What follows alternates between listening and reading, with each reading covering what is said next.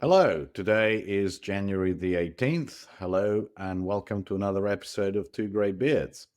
So, Andy, we had an interesting week last week. CPI and PPI came in slightly weaker than the ramped up expectations that we saw towards the end of last week that several houses made. So at the end of the day, PCE is going to come in almost unchanged relative to the previous months. And therefore, the market breathed a sigh of relief. The Fed doesn't need to be any tighter than they have been so far. What did you make of what the numbers were? Is the US economy weakening at all, in your view? Yeah, no, I think the data was supportive of the same thing that we've been saying for a long time, which is that the U.S. economy is strong and that there's no sign of weakening in the overall economy, while, of course, there's always weakening individual sectors of the economy. In aggregate, the data is all, at the macro level, is all strong. And conditions still remain fairly accommodative to future growth of the United States economy and inflation that stays above target. Away from the data, I took the information that we got this week as being more about people. And in particular, we saw three meaningful voices in the financial markets speak. We had the testimony of the Secretary of Treasury appointment, Scott Bessent. We had a influential dove on the central bank, Chris Waller, speak, and we had a person who was considered for Secretary of Treasury, was on the short list for that, and certainly is in the conversation for Powell's job, speak in an op-ed in the Wall Street Journal, Kevin Warsh. And, I took more from those three speakers than anything. And what did you think? Besant spoke on the Hill for his confirmation hearing. I didn't get much from that. I got nothing at all from Scott Bessent. It was more of a coronation than anything else. The questions were very much softball, and that he didn't mention any of his intentions of what he was going to do while in the job. So that remains to be seen. Waller, as usual, was dovish, but he did qualify his statements. He basically said that he can see a path towards cutting three or four times this year, i.e., another 1% towards his mythical star that he sees at around 3.5%, or, thereabouts. But he qualified that very, very heavily with if data allows. Well, that to me is a tautology. If data allows, of course they should cut. But we haven't seen a single piece of data that suggests that he is right. If the data develops in that direction, I am sure that the bond market will love it and therefore will rally a lot. But we are seeing absolutely no signs of it. And until we see those signs as investors, we really shouldn't chase the market just because someone says that if data changes, he will change policy. That Right. to me is a tautology. And Kevin Warsh, who is oddly claiming he would do a better job as Fed chair, basically said that all the cuts have been a mistake, and that they should aggressively reduce their balance sheet and both add duration to the market and suck reserves from the banking system. I don't see how that really is going to get him the job unless inflation kicks back up and Trump feels like, completely changes his tune in terms of rate cuts.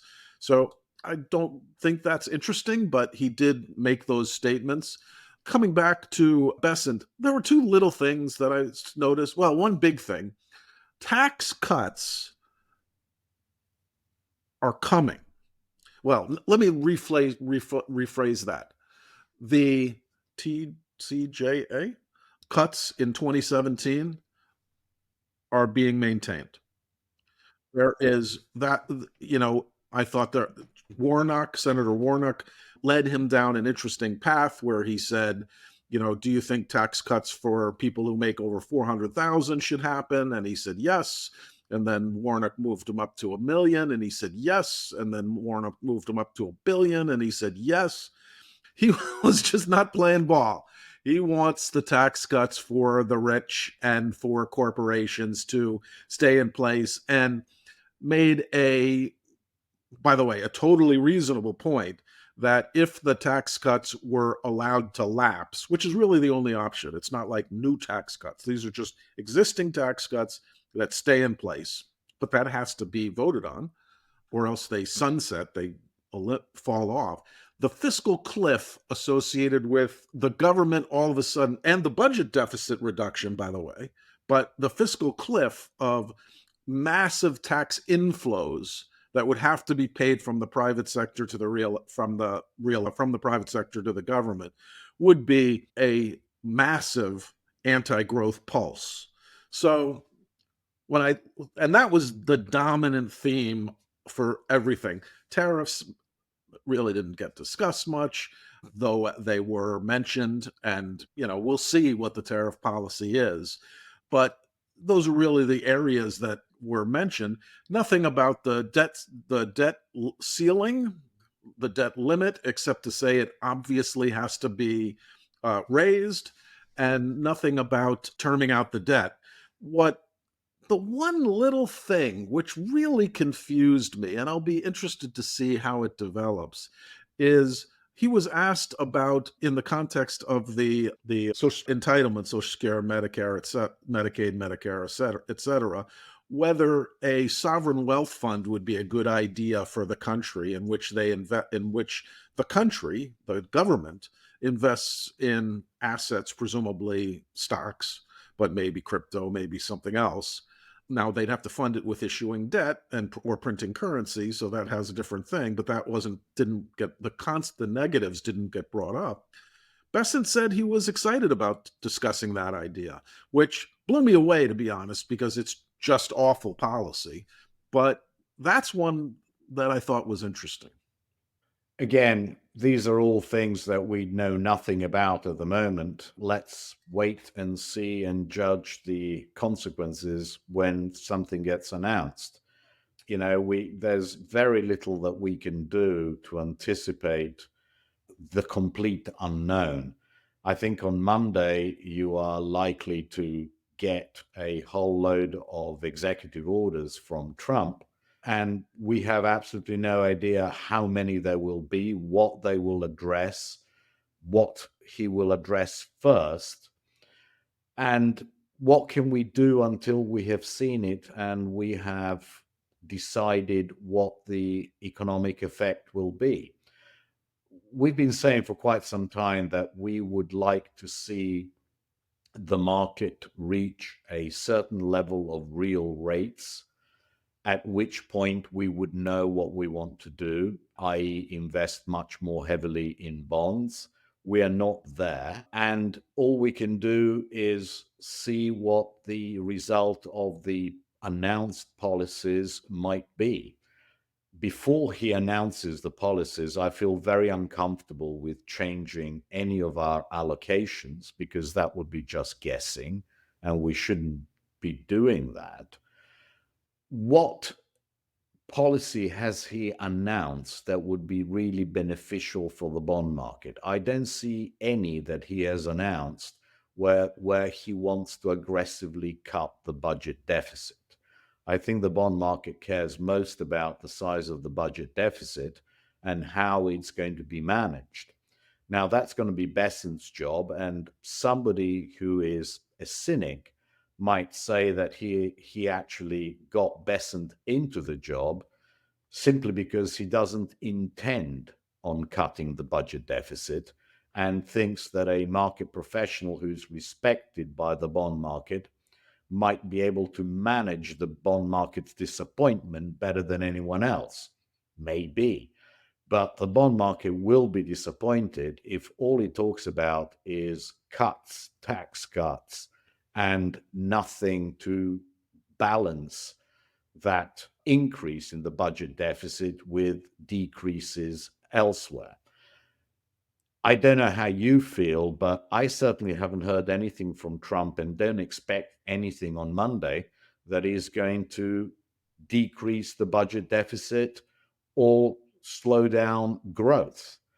You know, do you see anything or do you expect anything? Well, I guess that to put simply, I see really four policy issues. One is spending and taxes, which is the direct change in laws that reallocate the spending and increase and decrease it. I don't know. It sounds like they want to cut spending while also cutting taxes. Hard to do. I mean, you can do that, but won't have any impact on what matters, which is the budget deficit. Who knows? We'll see. I agree. We should wait and see. Tariffs are anti-growth. They create frictions that reduce trade, which reduces growth. The big thing, I think, is particularly for the financial sector, the energy sector, but not for the healthcare sector, given Kennedy's position, is deregulation. Banks have been on a tear ever since ever since the election, and energy has been as well. So, that's a sort of sector level thing. That's not something we get into much here, but it is worthy of recognizing that deregulation is short term, very positive for growth and disinflationary. And then I guess the last thing is immigration, which that's anti growth. So we'll see how aggressive he does and what expectations are already. I think I want to just step back and say one very important thing that is worth paying attention to. All the other stuff is going to be hard to implement and take time to have effect. Everything that we hear on Monday and then the days that to come have a very good chance of not happening and being noise. However, one thing that absolutely must happen is that the dominant thing that will either make or break the next 100 days is the debt ceiling. This government, which is now instituting extraordinary measures to be able to continue to fund the government, and then will have to spend its savings account over the next 6 months, has to raise its debt ceiling. And the drama around that will create market volatility. I expect, and this is a guess, but given that this is an infighting between Republicans and Republicans, all of whom are in control and can be resolved entirely without not a whit of Democratic support. I expect that to be his highest priority, whether he says it during the inauguration or soon after, or whether he makes any sort of executive order is irrelevant. But that will be the big deal for markets in the near term. And so that's the thing I'm paying attention to most. And I expect it to be resolved relatively quickly. And that's not bullish bonds. Absolutely, I agree with you. So, apart from the unknown, which is what Trump will do in terms of executive orders on Monday or Tuesday or Wednesday, it hardly matters. We've got a very light week of data next week, just more unemployment claims and more PMIs, and very little issuance as well, just a 20-year auction and a 10-year TIPS. So we're not going to get much information about the real economy or have much pressure in the bond market from the auctions. All we can do is wait and see what he will do and then decide whether we can afford to wait to see real rates back up to the levels that we've been discussing, i.e., new highs above 255%, some around the 275 area, which we think will be enough to slow down this economy. Or we have to chase, but we won't know until we see what the policies announced are. Yep. Anything else that you'd like to add there, Andy? Nothing more about the week ahead. The Fed is in blackout. We're going to receive more earnings, which are undoubtedly going to be good, and it'll be about the outlook. And then the following week is a big week. FOMC, lots of earnings. and leading into the QRA the following week. So this might be a week of a pause, but we're going to get a lot coming the following week. Great. I'll run through the portfolio and I'll speak to you next week. All right. Have a good day, Nick. Bye.